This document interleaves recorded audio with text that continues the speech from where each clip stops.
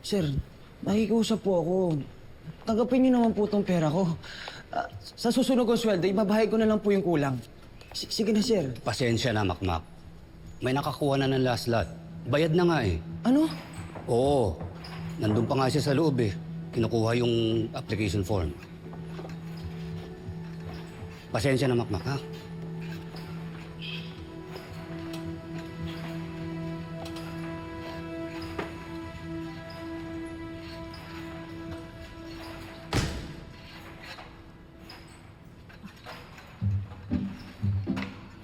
Galit yarn?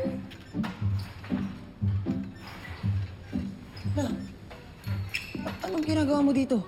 Ito, Apo, pirmahan mo para makasali ka na sa tournament.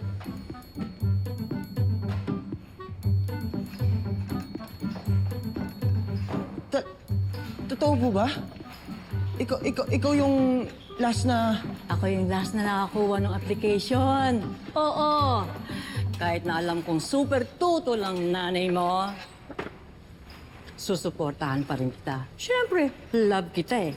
Ito, finilapan ko na. Pirma mo na lang ang kailangan. Ayan. Bayad na yan, Apo. Sige na, pirma na.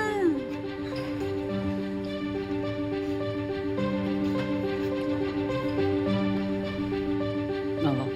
Ito, sir. Pirmado na. Pasok na, Apo ko.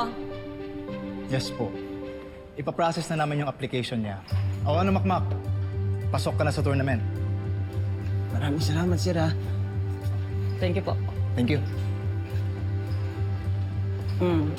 Narinig mo. Pasok ka na.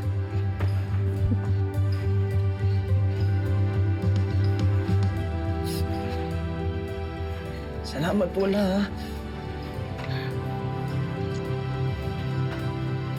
Salamat ka dyan. May bayad din. Ano? Sige. Kahit anong gusto mo la. Please, hindi mo matunog, ha? Mwah! Parang naubos naman ako dun. Tsaka hindi lang yun. Ano? Libre mo ako. Fishball gusto kong kumain. Sige! Tara! Labila! Happy ka? Ano naman? Ikaw pa. Wow!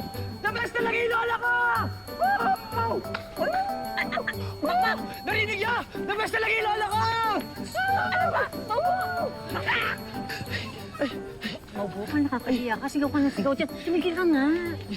Pasensya na lang, sobrang sayo ko kasi dahil sa inyo, nakuha ko sa tournament. Salamat talaga la. Sige. Ay, teka lang. Sarap nito, mainit. Ito pong natitira kong ipon. Yan po sana yung pambayad ko sa registration fee eh.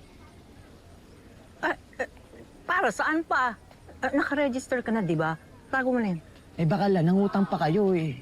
Para sa registration fee ko, eh sa'yo na lang to. Pangdagdag yun na lang po. Alam kong kulang pa to, pero babawi po ako next week. Babayaran po kita. Ako? Nangutang? Sino nagsabi sa'yo nangutang ako? Hindi ah! Dami-dami kong pera, no? Basta, itabi mo na yan.